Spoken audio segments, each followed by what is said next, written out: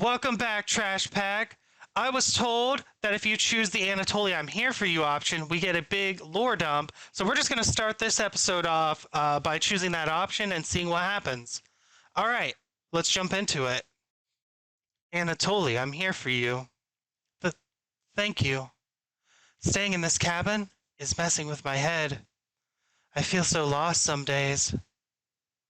When I was 6, my father asked me to put flowers on the grave of our dead dog. That dog was very special to him, helped him find food during the war. When he came back injured, he brought the dog to be my mother, who was pregnant with me. He truly loved that dog. I carried a vase filled with flowers with me into the forest, and took a left when I should have gone right. I was lost for one full day, wandering through the forest, crying and panicked. I foolishly skipped breakfast that day, so I was desperate at this point. I tried to, but I couldn't recognize any plants to eat. So I tried eating some random plants I found in the woods, but I upchucked all of it. I was humiliated when I stumbled back to my house.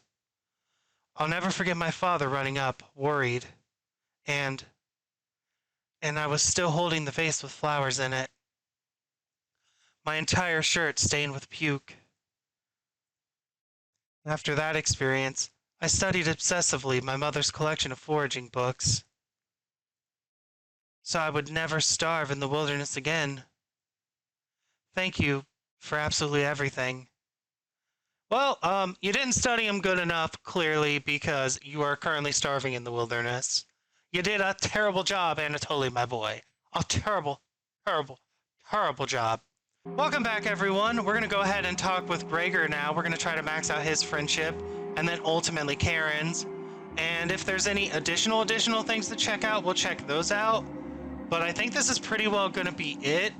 So let's just see where we wind up, okay?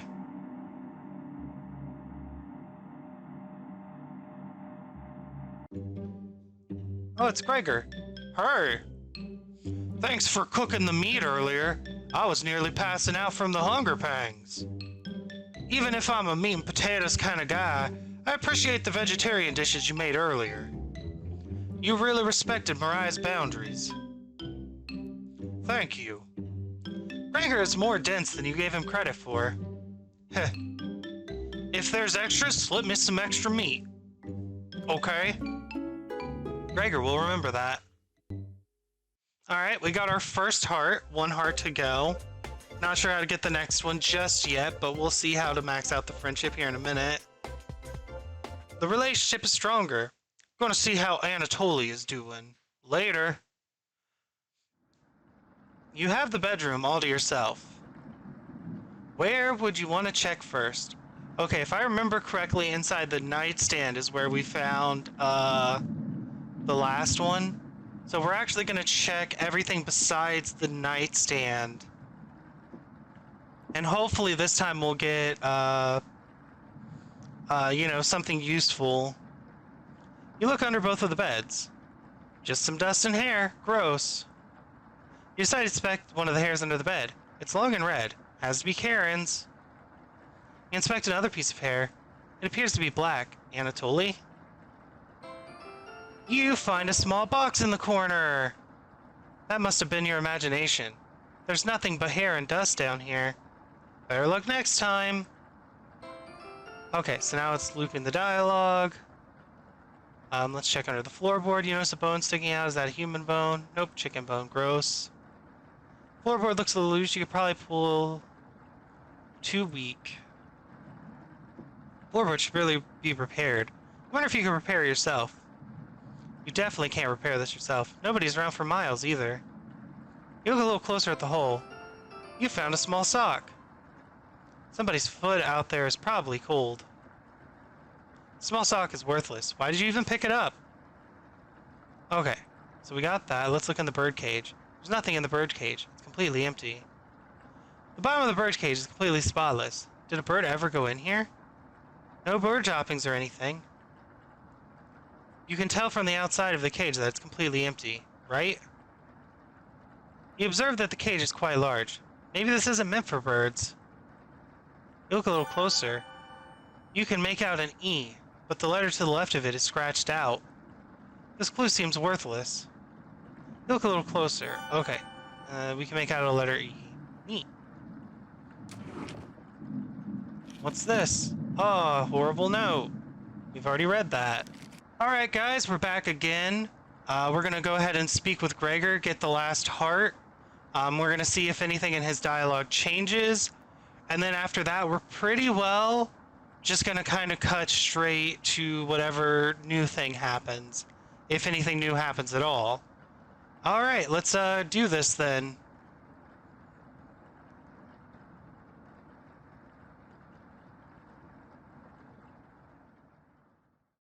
Hurry. I'm a little worried about Anatoly. The flood currents are really strong. Ugh. Once Karen makes up her mind on something, it has to happen. I definitely won't debate her on it. Have you seen that knife she carries around? I don't know where she got it, but she had it on her at all times. You think it's for self-defense? Or... You interrupt Gregor. Cooking? Yeah. I mean, she hasn't cooked anything here, but... Gregor continues to babble incoherently. You feign concern and nod politely. Whoops. He noticed you weren't actively listening to him. Yeah. Just stand up to her when the time comes, alright? Gregor smiles a little bit. You're sure he'll remember that? Your relationship is stronger. I know you'll do the right thing. Thanks. You decide to call everyone together for a meeting. Alright. I think that's probably going to be it for this. We'll cut if something different happens. So I'll see you in the next segment. Welcome back, Trash Pack. We're here again. We've got like 4 dialogue options. I think I've tried no and say nothing. I haven't tried yes or why don't you do it, as far as I remember. So I put down a save here. I'm going to just try both of these really quick and see what changes. And we're going to start with why don't you do it. So here we go. I need to psych myself up for what's next. This is my first time and I want it to be perfect. Okay, so she's just gonna... so I'm gonna say no again. Just to see what that changes, since I have maxed out friendship with Gregor, if it changes anything at all. Then I'll reload and try yes and see what that does. Fine. Save that for a rainy day. I have everything set up by the couch. You don't have to watch. The restraint should be easy to apply myself. Gregor's strength is a farce. Da-da-da-da-da-da. This is all the same. You were the only person that didn't laugh at me for being afraid of a marmot. When I was 9, a friend and I were playing in the woods. We were far from home, about an hour away. My friend found some baby marmots, probably only a few weeks old. He was so busy playing with them, he didn't notice a boar mother and piglet behind him. The boar thought he was too close to its child, so it ended up goring him in the lung with one of her tusks. The wheezing, the short breaths, he was gasping for air as his lungs filled with blood, and there was nothing I could do to stop the bleeding. It took me an entire day to carry the body back to his house. I was so weak I had to take breaks every few minutes. When I arrived at his parents' house, it was completely pitch black out. My hand shook as I laid his body at the door. I was almost as cold as he was. When his mother finally opened the door, I'll never forget that scream as long as I live. I never wanted to let anyone down again with my weakness, ever. So I pushed myself to the breaking point as a teenager, getting stronger every week. I should have never left Ukraine. Gregor looks like he's about to cry. Thank you. Blah, now he's dead. He's dead. Gregor. Alright, and then we're here. Once again, I will cut to the end of this, and then we're gonna go back and try the yes option, and then we'll go back one more time and try to figure out how to max out Karen. From what I can tell, it looks like it's just gonna be exactly the same. We're not gonna get like an additional vegetable or anything, so let's see, I guess. Cabbage.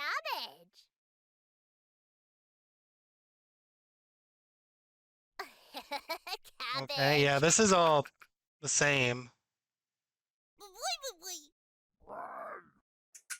Yeah, that's same as before. Second verse, same as the first. Alright, well, you know the deal. We're gonna, cut to the next thing. I knew you would. Thank you. You nod. She's learning quickly. It looks like Karen will remember that. Okay, so we got one of our Karen, things. Karen hands you a vial of mysterious liquid and you add it to Rager's mug. Rager, it's been a while since you've had some water. Come drink with us. Rager looks frightened. I can't stop thinking about the little guy. I can't remember what happened before we arrived. It just never ends. I miss Anatoly and Mariah. Let us toast to Anatoly and Mariah. They'll always be inside of us, Gregor. Can't change that now. Gregor begins to weep. You're right. We're having it raw tonight, Gregor. What? Eating raw meat is one of life's great gambles. Get awfully sick, or Gregor slowly puts the meat in his mouth, ignoring the smell. He swallows each bite with a wince on his face. Ugh. Try not to get sick. I'll never forget the first time I met Anatoly. We were kids. I was chopping firewood outside the house. Anatoly brought over a butterfly net filled with them. He introduced himself and asked me if I wanted to hold one of the butterflies. I'd never held one before. He told me not to crush it between my large paws. He did have miniature hands himself, so I get it. Anatole and Karen, what did you put in this water? Would you do anything to save your friends, Gregor? Of course. Gregor's eyes start to droop. What the hell was Karen's liquid? I think it'd be best to have an early bedtime tonight. Let me help you onto the couch, Gregor. Yeah, thank you, Karen. Gregor passes out cold. Thank you. I'll do the rest. Even if he screams, please ignore Gregor when he wakes up. Okay? You don't want to interrupt Karen with this.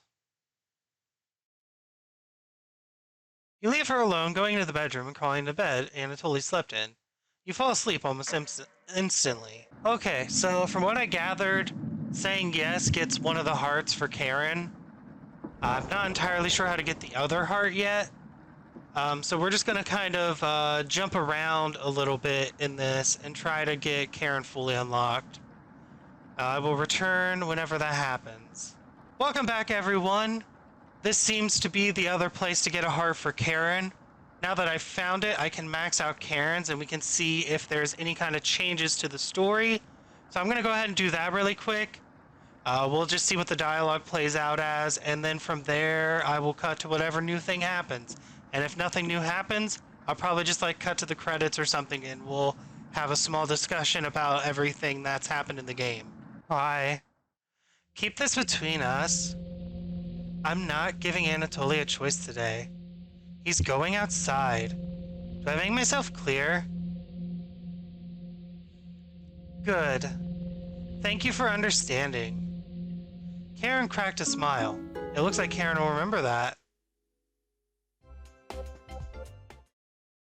Now get everyone together for a meeting and let's get him to leave. Call everyone together to discuss the next steps. Alrighty everyone, I'm back and it seems that there was a difference this time. Something is new, so we're gonna go ahead and check that out really quick. You let the knife drop to the floor, holding Karen in a loving embrace. All of your pain, sorrow, and regret vanishes into thin air. It was Karen all along. Your soulmate has finally been found. You create a new life together, devouring hundreds of men, women, and children. Laws and governments are powerless to stop your wrath. All that oppose you perish. You work together beautifully, making the world a terrible place for future generations. One day, Karen becomes ill. She calls you over to her deathbed between gasps for air. Her eyes are filled with terror, but it lessens once she sees you. Karen tries to say your name, but can't get it out. I love you. You nod, crying softly as she tightly grips your hand in fear. Your tears fall on her dress as the last of Karen's air leaves her lungs. Her hand slowly lets go of yours, dropping to her side. You take the knife and wrap her hands around it, putting it in the middle of her chest. Karen.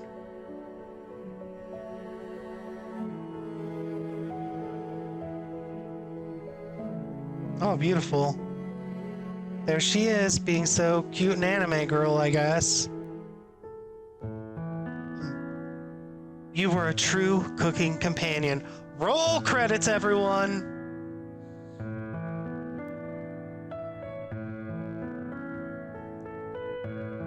Okay. We did it, guys. We found our true love. We found our horrible murder companion. Our cooking companion, as it were. Our one true soulmate.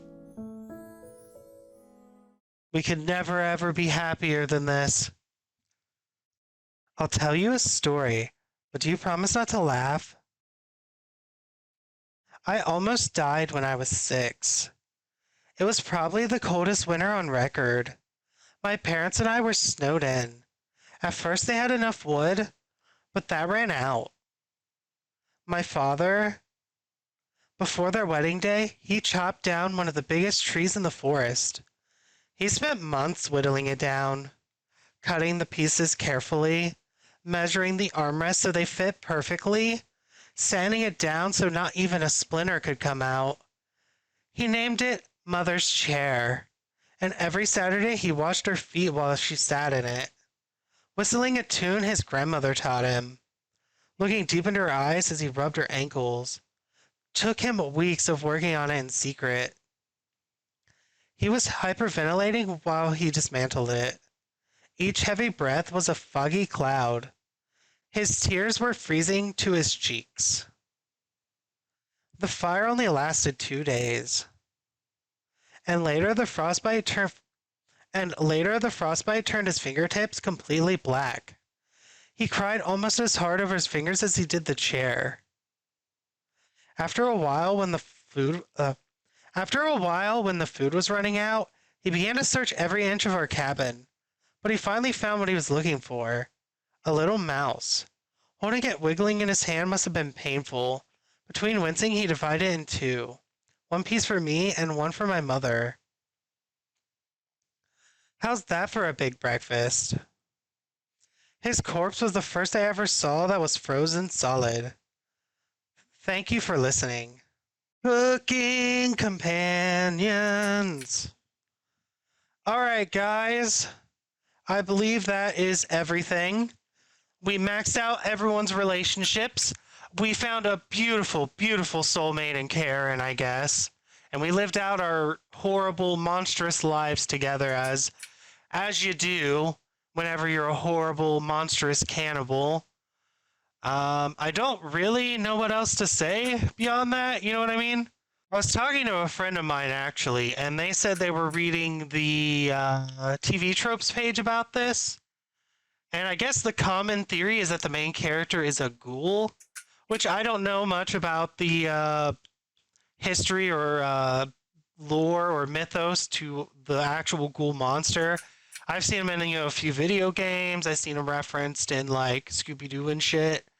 But I don't really know the deal with ghouls, but I guess they're very similar to Wendigos in that they're like a cannibal monster or like a human that turns into a monster via cannibalism. Beyond that, though, I don't fully understand what's happening here.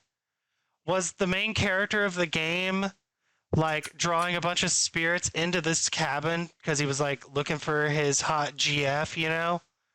Like, I guess maybe this is just supposed to be some kind of like take on the visual novel dating games. And like you have to do all this terrible shit, and then at the end your reward is you get the girl, so to speak. Even though that's like the least interesting thing happening in the game.